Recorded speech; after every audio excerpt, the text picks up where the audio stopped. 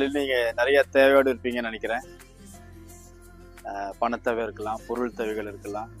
So எந்த ஒரு தேவையாக இருந்தாலும், எந்த ஒரு எதிர்பார்ப்பாக இருந்தாலும் கர்த்தர் அதை நிவர்த்தி செய்ய ஆயத்தமாக இருக்கிறார். வசனம் சொல்லுது, மத்தேயு சுவிசேஷத்தில் 6ஆம் அதிகாரம் 33ஆம் வசனத்தில், முதலாவது தேவனுடைய ராஜ்யத்தையும் அவருடைய நீதியும் தேடுங்க, அப்பொழுது இவைகளெல்லாம் உங்களுக்கு கூட கொடுக்கப்படும் என்று சொல்லியிருக்கிறார். முதல்ல ஆண்டு தேடணும்னா கூடவே கொடுப்பாரான், எக்ஸ்ட்ரா கொடுப்பாரான். அப்போ ஆண்டர் எப்படி தர்றது, எங்கே போய் அவரை பார்க்கறது அப்படின்னு நீங்கள் கவலைப்பட வேண்டிய அவசியம் இல்லை. இருந்த இடத்துல நீங்கள் ஜெபம் பண்ணி ஆண்டரை நோக்கி பார்த்தீங்கன்னா அவர் வருவார். நம்மளே பிள்ளைங்களுக்கு நல்ல காரியங்களை செய்ய காத்திருக்கும் போது நம்மளை உண்டாக்கினவர் நிச்சயமா நன்மை செய்வார். ஆகவே தான் நீங்கள் ஆண்டவருக்கு முதலிடம் கொடுங்க. காலையில் ஜெபம் பண்ணுங்க, பைபிள் படிங்க, அதன் பிறகு உங்கள் வேலையை நீங்கள் ஸ்டார்ட் பண்ணுங்க.